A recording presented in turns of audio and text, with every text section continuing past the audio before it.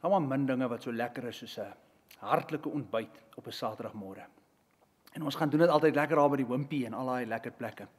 Maar ek nooi jou uit om my te kom join vir ontbyt op die 5de Mei. Ons gaan lekker ontbyt hierso vir die, julle kan sien ek eet sommer lekker ontbyt. Ons gaan lekker ontbyt vir die gemeente hou op die 5de Mei.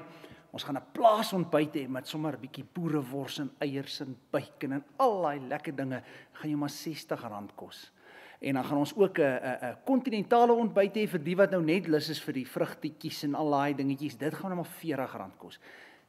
En dit gaan sommer lekker groot ontbyte wees. So jy kan dit nie mis nie. En met jy op die koek te sit.